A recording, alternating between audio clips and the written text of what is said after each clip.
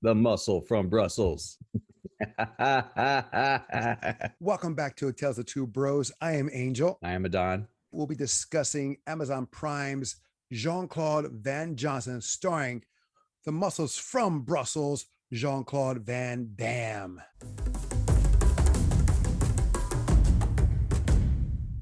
Before we get into this, spoilers are going to be said. So if you want to hit pause, check out the series yourself, come back by all means. And also, these are just our opinions, something that we like, something that we grew up on, especially Van Damme with his movies. You've been warned. Hey, buddy. Hey, bro. How's it going? Going good? So, Jean-Claude Van Johnson, they came out 2016. You saw it before I have. Actually, we just rewatched it on your channel, Nerd Tots, for the first time. And I had to honestly say, I was hesitant because let's be honest, okay? He was a top star at one time, kicking in the box office, rivaling Stallone and Schwarzenegger, and then he faded away. He faded away due to a lot of bad choices. Let's be honest on there. His movies were also, in a sense of choreography and fight, were pretty much the same, redundant. It wasn't really creative or something being new brought to the table. We watched it. I was happy with it. I was very pleased with what I saw. And I thank you for that recommendation. Mm-hmm. So if you'd like to give a little recap of the series, please go ahead. Okay. Now, I'll be honest. My recap is going to be pretty straightforward. Basically, Jean-Claude Van Damme is really a secret agent spy. But he goes by the name Jean-Claude Van Johnson, and he's been retired not only from film career, from the job. He decides to get back into business because he wants to rekindle the love that was in the business. So he's going back for one more job, and he stumbles on a bigger mystery that's beyond it. And then that's our show. Oh, okay. Yeah. Well, that's the premise of the show to start with. Mm-hmm. The show, for all in purposes, is basically satire on Jean-Claude Van Damme. It pokes fun at himself, his movie career, his fighting style, and oddly enough, it like his life in some ways in real life. It's really interesting when you look at it from the outside perspective. And if you sit there and you don't watch it being like, this is supposed to be a serious film or show, and then you recognize it for what it is, there is so much goodness in that. I would dare say it's like when you know someone that's been through troubles and they're able to talk about those troubles and you feel better for them. Like you can get that vibe. At least that's how I took it when I watch it. I'm like, Jean-Claude, good for you for making fun of yourself. Well, in his movies, he never did. More like straight to the point, take no bull kind of stuff, beat the bad guys, kiss the girl, save the day, depending on the situation. Yep. You know, we all know him from Bloodsport, Universal Soldier, Time Cop, which is a big thing in this film. Time Cop is the movie that I guess he wanted to be big, and it wasn't because he brings it up a lot. It's the subject of films. You have to admit to that. Mm-hmm.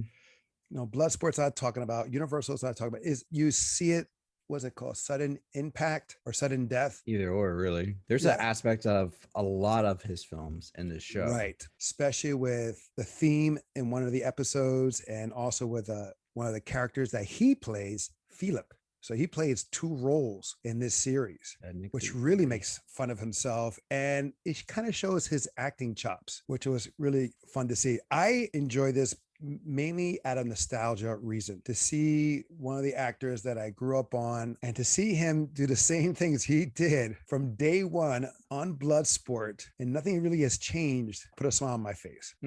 The same crescent kick, the same one technique punch, the one technique kick was a guilty pleasure that I had. I like the fact that he allowed himself to be vulnerable, to look like the fool during the story run. Episode 1, when he first tries to do the split. Or he's trying to get back in shape, into fighting shape, to go back onto the field. It was reminiscent to Jackie Chan's Gorgeous. Granted, this pokes fun of him, but it's not really about him in a sense of like a biography. Yeah. Because it's not true. There's another character within a character. I would say rule of 3 is very strong here. You have the main character within another character within another character, because there's 3 levels to Van Damme in the series that is. Right. There's Jean-Claude Van Damme that we know, Jean-Claude Van Johnson, the spy, and then Jean-Claude, I can't remember his original name, quote unquote. No, it's actually his real name in life. Oh, that's actually his real name?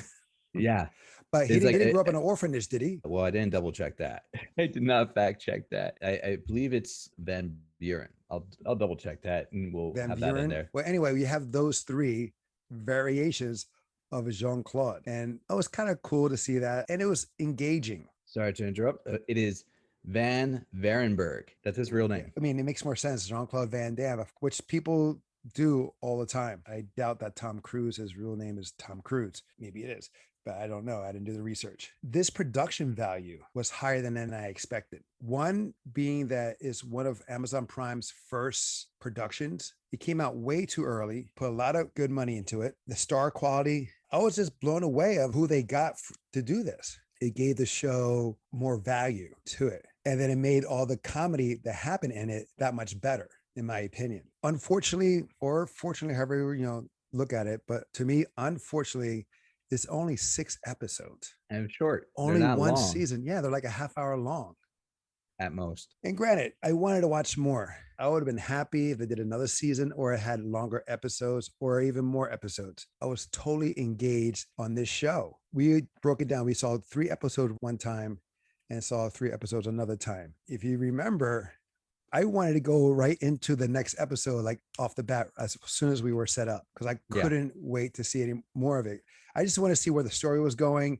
I wanted to see more of the fun he was doing on himself. I really had a blast with this show. As lame as the fight scenes were, as hokey as the story was. And it was hokey. As, I guess, predictable as it was still fun to watch. Him being a spy and then doing this all mainly not because he misses the limelight of being a spy, but he misses the love of his life. That's the real reason why he got back into it, but not really. Yeah, he was trying to fill something that was missing. He was filling a hole, and last episode we find out what that hole was, and it was just him not loving himself. You can't love someone else if you don't love yourself first. And that was pretty much the whole premise of the show. All the stuff he's done, all the high risk, all the adrenaline, all the crazy nights, that was all just because he was trying to fill a hole that he would not fill himself, which is pretty deep because I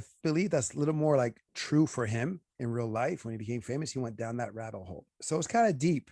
In that aspect, you can see the connection of fiction and nonfiction. There's a lot of great moments in this series. What was one of your moments that you enjoyed? The drift scene. The first time I watched it, I died laughing.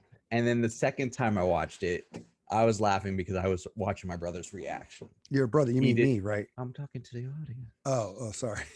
Okay. I'm saying because I'm just right here. I was like, if you have another brother, let me know. Yeah, no, we'll all be surprised then. So basically, like, because we were watching and you're like, no, and you're like, but that doesn't make sense. Why are there emus? Why is the music playing? He's like, shouldn't he be listening to the road? Because if you haven't watched the show, peoples, he does it blindfolded. Oh, let's describe the scene for them. This is in episode 2. Yeah, it's episode 2 right away. And it has a mixture of Fast and the Furious. It has a callback to Bloodsport. It has, again, more pokes on himself. And it shows like how this Van Damme is so focused on Van Damme that he only quotes or talks about movies that he did, even though he's in disguise. So he's trying to talk, he's bringing back all these movies, trying to he's trying to negotiate to do a race so he can get drugs. Correct. Like a dealer. And he goes, if you win, you get the drugs. What do I get when I win? He's like, you can get me and you can use me for your nefarious deeds, like in Jean-Claude Van Damme's Universal Soldier. Yeah, exactly. No, exactly. And then so they go for a race. It turns out to be a drift race. He puts the blindfolds on, and I'm like, why are you doing this? Why? And the guy next to him, the competitor, does the same thing. So why not? And I'm freaking he's out. Asking the same questions that Angel's asking.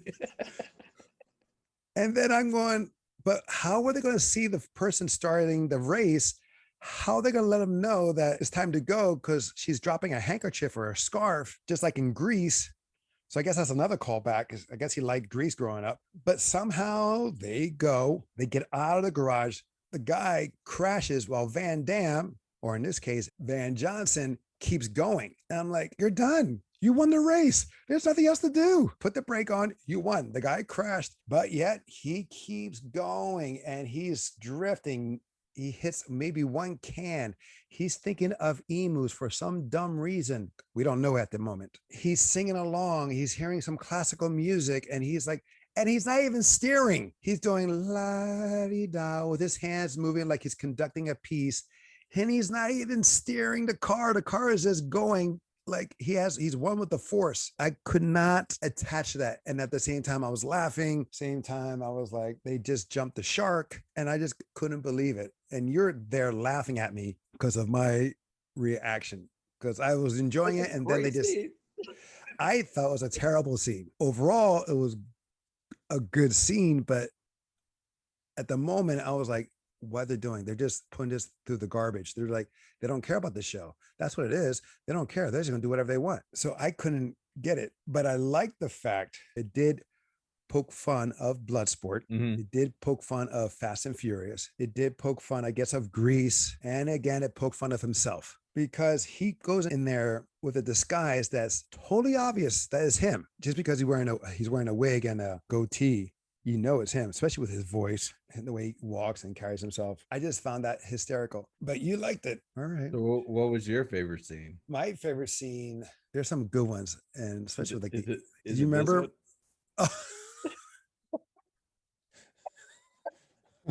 Yes. Thank you for reminding me, because I was thinking about the Huck scene, but it's not the Huck scene. Oh. It was a good one. The fight scene. With N-word Jim or C-word Jim? No, that was also a running joke of this. The fights, because it was just the one technique hits, the one, like the one kick, the one they kept and recorded. He's fighting. It's just, again, it's not fast paced. It's just bang, boom, bop, bop. Like that. I was finding humor in that and I appreciate it. But episode 4, if you're lucky, is the one where they're at the producer's house, which turns out to be one of the main villains. And he's fighting this brute who has like concrete hands. He goes down. He doesn't do a split, but he goes down and he's just like, 20 times hits the guy in the groin, does like 20 nut shots. The guy finally falls, and then he goes right into the Denmark and he starts shaking his hands and starts doing the yell and in slow motion. And everyone is doing, again, another play on Bloodsport. Yeah. Everyone's calling out. Everyone knows. I knew what it was before they even said it. I called it out. I said, it's the Denmark. It's the death touch. And then you have one girl, it's the Denmark. And then the guy says, oh no, he's about to do the death touch. And then he does it, but instead of like doing it into the guy's head, like you thought he was going to do, because his hands were right in position for it, because the guy dropped, he goes right for the concrete hands, breaks the hands or explodes them, and stays there and poses like he usually does, shaking his hands. And I was just cracking up from the beginning until I think 30 seconds after it was done. I knew what they were doing and they did it perfectly. I thought that was hysterical. It was perfect. I loved that. That was like the highlight for the whole series for me. But in that same episode, we have Time Cop again.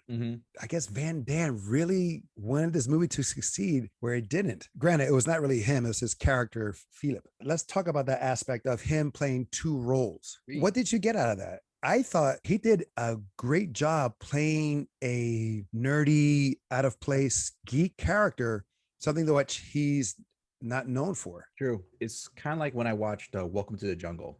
And it was the first time I watched him in like it's with his son and daughter in the movie. And he's more of a side character. Oh, that's the one you told me about. Right. Yeah. Right. Yeah. That movie came out in 2013. So it was actually, yes, I did see it before. He's a, like a motivational speaker or a life coach. They're on like a work retreat and they get stranded on an island. That was the first time I watched them in something that was like more comedy driven.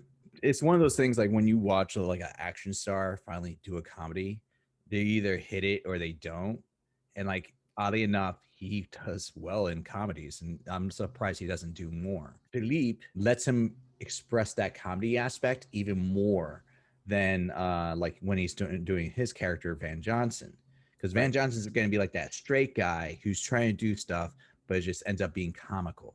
Philippe is also like a straight character, but he's just going off the wall comical.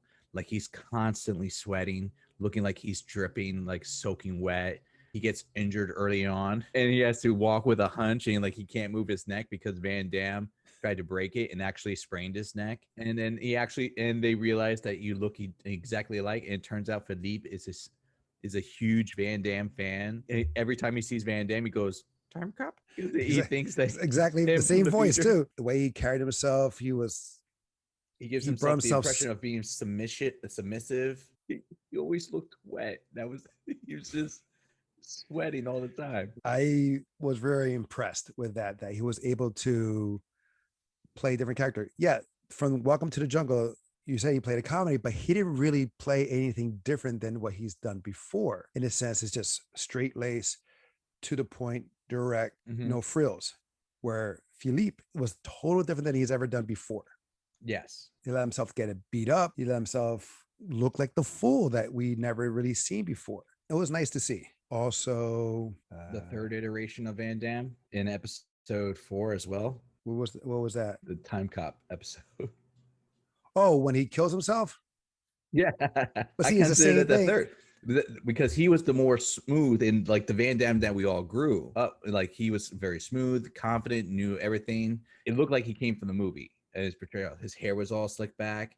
And then it turns out it's him from the future, or potentially him from the future. Maybe you're right. Philippe, we don't know. Exactly right, because he did have that hair slicked back. And that, that hair slicked back was No Retreat, No Surrender. Oh. That's actually the first movie I know him from. We should do a review on that. That crappy film where he was actually a villain. That is the one of the 2 times he was a villain. Maybe there's another one he's a villain. Recently, he did a Universal Soldier movie where he was a villain. Right, but he also did a movie called Black Eagle with Sho Kosugi. So technically 3 then. He was not, he's not really technically a villain, but he's doing one thing and Sho Kosugi is doing another, and they bump heads. Anyway. 4, if you consider Expendables as well. There you go. Thank you. In No Retreat, No Surrender, he had that hair slicked back. He was awesome in that film as a villain and as his technique. And wow, that was a fast-paced film. The choreography wasn't him, of course, it was someone else. That's a time for another story. But right, yes, that was the Van Damme that we know him for. Now, there are some great moments like we suggested, or great moments that we talked about, great Easter eggs, but they're all Easter eggs on stuff on him for the most part. Yes, there are. We talked about Fast and Furious. We talked a little bit of Grease, but he did stuff from Time Cop. He did stuff from Bloodsport. He did Hard Target, even though it wasn't really from it, but they dressed him like that. There's a scene where he's thinking about his past in a cafeteria. Basically a dream sequence, rehashing his past. And in the cafeteria, there's multiple people, cosplay or whatever, there to symbolize either films that he's worked or people that he's met. You can literally just freeze frame it and you'd be like, that's Street Fighter, that's Hard Target, that's this, that's, I don't know if they had Universal, but like they had a lot. They probably did have Universal Soldier, but we're just seeing like the costumes are so obvious. That the one with the penguin where I think that's sudden death. Yeah. And there's also some things that we did not get or understand. We had to speculate. 2 of them is Pop-Tarts and why he had to bathe with coconut water. I read afterwards that some people meant that was symbolism for like the addictions that he had. Oh.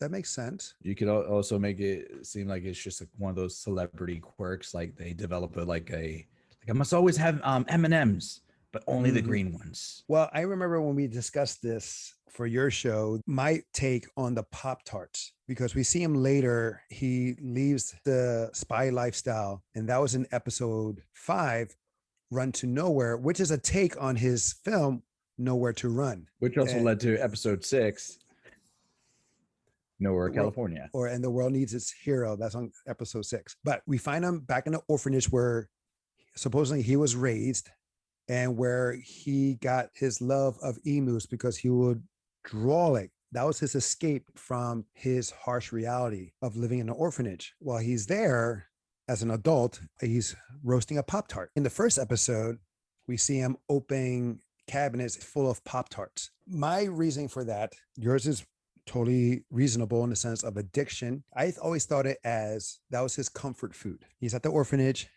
He has a Pop-Tart, even though it was not the original Pop-Tart that we know in the US. It's a type of Pop-Tart. It was a type of Pop-Tart that he was roasting over fire. And I think that was something that the orphanage gave to the kids, did well, or something that he enjoyed growing up. So that was something he held on to as a kid. Like for us, we like certain things. We grew up with comic books and cartoons, and we still watch it. That's something that we do to hold on to our youth, and we talk about it. I think that's how it was for this character, Van Johnson, or what was his real name again? His real name is Van Varenberg. It's actually much longer. He has a middle name too.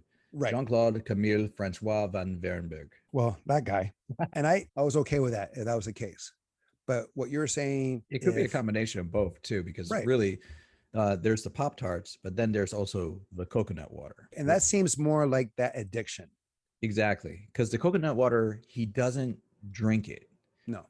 He bathes in it. And he uses it to like cleanse himself and clean himself. And like they even address it in the very first episode. You're like, I think there's something wrong with your pipes in your house. Like the water doesn't feel the same. Or when he goes, it's coconut water. And she goes, but why coconut water? I don't understand. And he goes, no one does. And then they address it back in episode 5 again. Yeah, in episode 5. But the thing is, he's using, like he buys all these cartons of coconut water to bathe in. So he's just pouring it.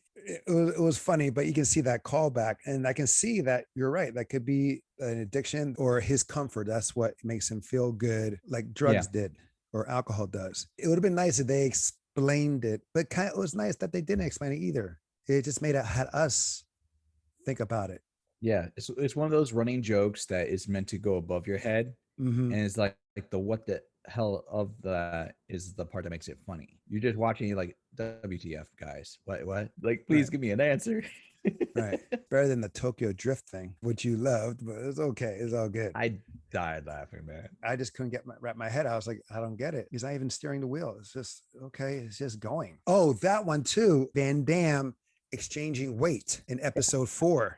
He's like, I've been dieting. So Lewis, he's on a weight scale, and if he moves, he would literally explode because there's detonators all around on 4 corners that wherever he goes is going to hit him. So Van Damme sees him. Is this before the blood sport thing? Yes. This is before he does the breaking of the hands. So Lewis is on this weight scale. Van Damme says, listen, I can go on there.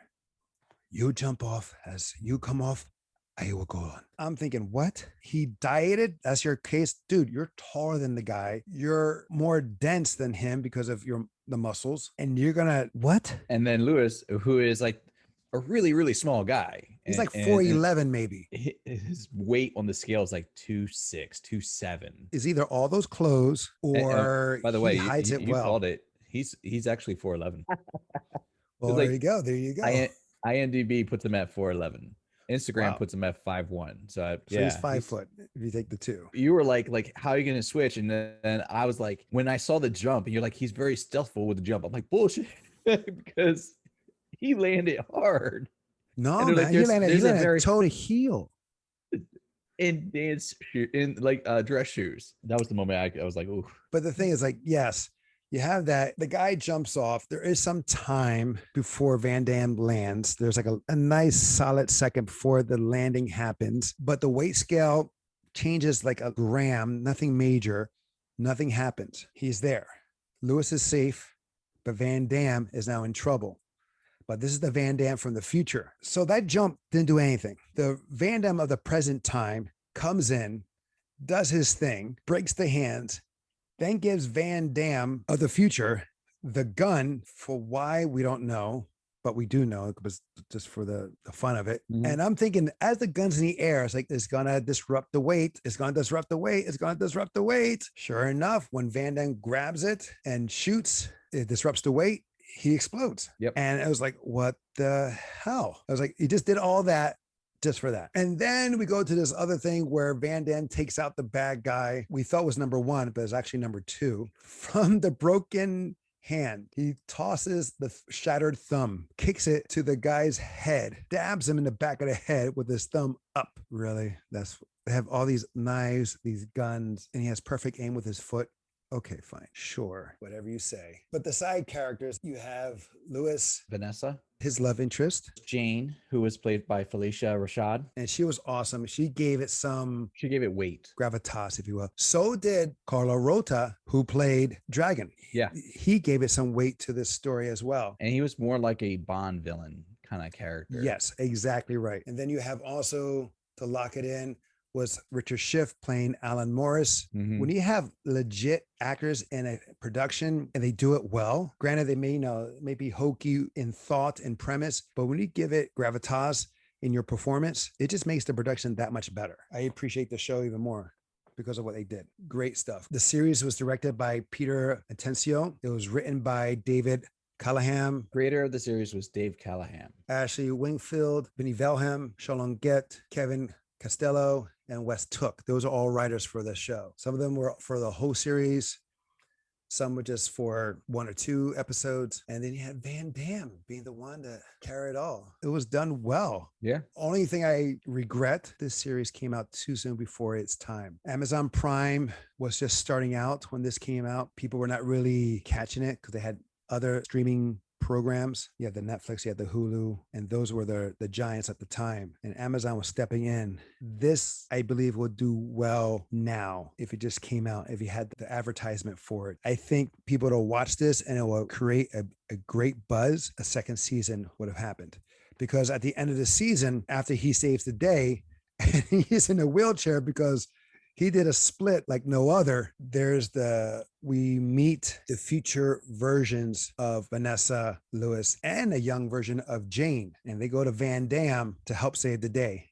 And that's where it just cuts off. We don't know the situation. We don't know what is in stake. And unfortunately, we will never know. On that note, let's go to the ratings. Oh, before we go to that, Van Damme, he didn't look so good. Life, man. And it shows the way he lived his life. It shows on his face. Like the picture behind us showing the advertisement for it. No, he doesn't look like that. No, he looks more withered. He looks like Universal Soldier guy behind me. Granted, his physique is well maintained, but in the show, worn leather. Nonetheless, he did a great performance. Okay, so our ratings for this will be ready for purchase on Blu-ray, or you can go get on the clearance bin. There's Multi-Fun, where you can watch this multiple times, be it on streaming or on Blu-ray. You have One and Done, and then you have Waste of Time. Am I correct? Am I missing any? No, it's 5. What do you rate it? I am 100% Multi-Fun. I don't feel the need to own it, but I am comfortable with like anytime like someone says like, hey, what is this? I'm down for suggesting that one, and I will watch it without question. Yes, I have to agree with that as well. If they did do it on Blu-ray, if they had behind the scenes stuff, I would purchase it. But I am totally fine just rewatching it, and rewatching it on Amazon Prime. It's there. I can see it anytime, and I am going to see it multiple times. I know I missed other things. We just watched it one time. Well, you watched it twice. So I know there's other things that I missed that was there. Because some people are, Easter eggs are big now. And the more you watch something, the more you can get out of it. A show for me to watch again, and again. Well, there you go. That's our take on Amazon Prime's Jean-Claude Van Johnson. Please let us know what you think if you have seen it. And if you have not seen it, do yourself a favor and watch it. It will fly by. These 6 episodes, you can binge easily in the afternoon. They're short enough. They're not even going to beat 3 hours. You'll be under that. I am Angel. I'm Adon. Until next time, it will be the next time. See you soon. Love you, bro.